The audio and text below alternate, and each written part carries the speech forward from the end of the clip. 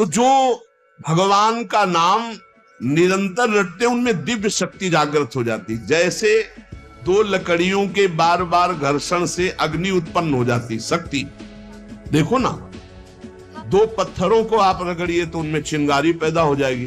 तो दिव्य चिदानंदमय नाम जब हमारी जिह्वा पे रगड़ होती है तो उसमें ऐसी महान शक्ति जागृत होती, ज्ञान, भक्ति, वैराग्य, विपत्ति, दुख का नाश सब। भगवान कितने समीप है, आपके समीप इतने कि उनसे ज्यादा कोई समीप नहीं है, बहुत नजदीक। जो अनुभव करना चाहो, हमारे प्रभु की यही मानता है। इस खंभे में है तो यही मिलेंगे आपको, और हृदय में है तो यही हृदय में मिलेंगे, और बद्री नारायण में मिलेंगे तो बद्री नारायण में ही मिलेंगे। जहां जैसी भावना करोगे वैसे ही भगवान मिलेंगे, और सर्वत्र है तो सर्वत्र फिर यहां भी है। विभिन्न ग्रंथों में भगवान के विभिन्न नामों को गाया गया है। जो तुम्हें नाम प्रिय लगे, और भगवान के अनंत नाम हैं। सभी भगवान के नाम समान बलशाली हैं, पर विशेषता होती गुरु प्रदत्त नाम में। जैसे गोस्वामी जी को राम नाम सर्वोपरि, चैतन्य महाप्रभु कृष्ण नाम सर्वोपरि, हरिवंश महाप्रभु राधा नाम सर्वोपरि, कोई हर्ज नहीं।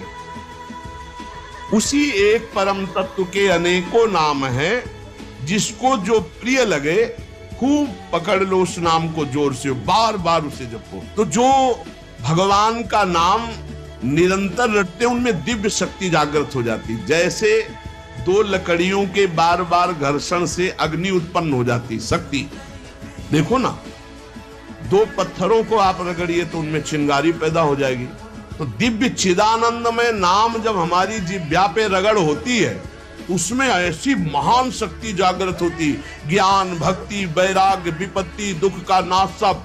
देखो गोस्वामी जी सरल भाषा में कह रहे हैं, यदि हृदय में और जगत में भी लोक में मंगल चाहते हो तो अपनी जिह्वा रूपी देहरी पर, जो भीतर और बाहर दोनों को मंगल करेगी, नाम विराजमान कर। गोस्वामी जी को प्राण प्रिय है 2 अक्षर राम, ऐसे प्राण प्रिय है हमारा 2 अक्षर राधा। जिह्वा पे विराजमान कर लो, लोक परलोक सब मंगल को प्राप्त हो जाएगा। सर्वत्र भगवत दर्शन। तीसरी बात आई, पहला आया अपने इष्ट के अनन्य, दूसरा कैसे हो तो बोले निरंतर नाम जप करो, और तीसरा सर्वत्र भगवत दर्शन। ये सर्वोत्तम बात है, चाहे वो चांडाल हो, पशु हो, पक्षी हो, जड़ हो, चैतन्य हो, जहां तुम्हारी दृष्टि पड़े तो उसमें देखने की कोशिश करो, इसमें भगवान श्री हरि विराजमान है। जैसे दूर से पड़ी हुई रस्सी सांप दिखाई देती है, न सांप पहले था न बाद में रहेगा, बीच में भास रहा है, और बीच में है रस्सी, भास रहा है सांप।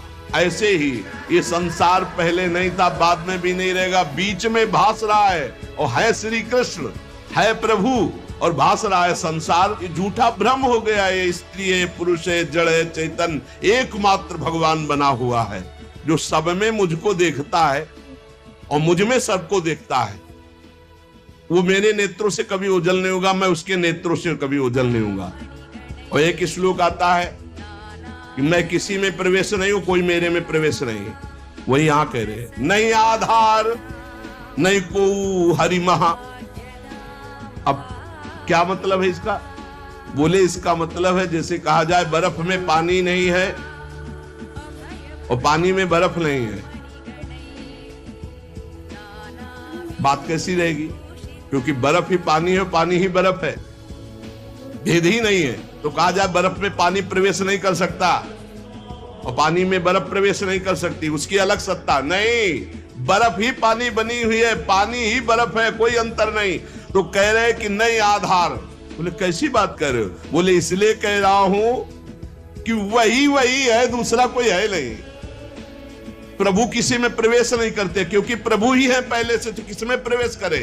और कोई प्रभु में प्रवेश नहीं कर सकता, क्योंकि कोई है ही नहीं, प्रभु ही है। स्वयं हरि जगत बने हुए हैं, सब कुछ ये हरि बैठे हैं। बस ये नेत्रों का हमारा दोष हट जाए, चश्मा बदल जाए, केवल हरि है। सिय राम मैं सब जग जानी, मानी नहीं, जानी, जान के, देख के। अति समीप, भगवान कितने समीप है, आपके समीप इतने कि उनसे ज्यादा कोई समीप नहीं है, बहुत नजदीक है। इतने नजदीक है कि अपने आप से भी नजदीक हरि है। अपने आप से आप अभी अपने को शरीर मान रहे हैं या मन मान रहे हैं या स्वभाव मान रहे हैं, स्थूल सूक्ष्म कारण तीनों से नजदीक भगवान है। और इतने दूर हैं कि जन्म जन्म लग जाएंगे खोजते हुए, मिलना बहुत कठिन है। क्यों?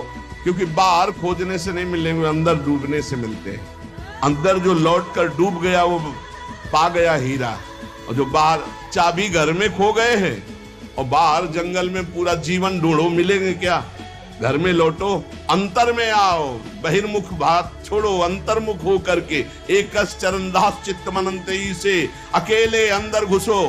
कुछ लेके नहीं जाओगे प्रेम गलियत साकरी, जितने संबंध सब ये बोझा है नहीं ले जाओगे अंदर। अंतर्मुख अकेले होकर असंगो हम, और फिर ढूंढो तो मिल जाएगा, वही मिल जाएगा। और जब वो मिलेगा तो ढूंढने वाला नहीं रहेगा, केवल वही वो है जो अनुभव करना चाहो।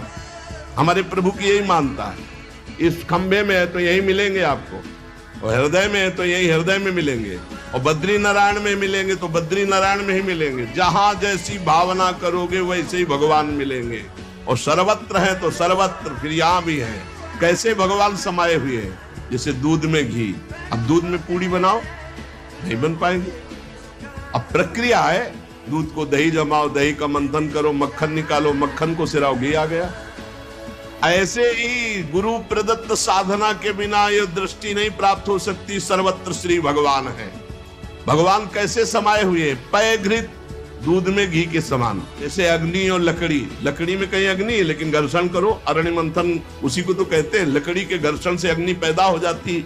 जैसे एक छोटे से बीज में पूरा वृक्ष है, उसकी डाल भी है, उसका पत्ता भी है, उसका फल भी है, लेकिन उसको जब आप भूमि पर प्रक्रिया से गाड़े, बीज अंकुरित हो, तब आपको यह अनुभव में आएगा।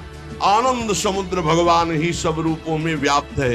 एक बार ये दृष्टि आ जाए कि सर्वत्र भगवान है, वो भव समुद्र से पार हो गया।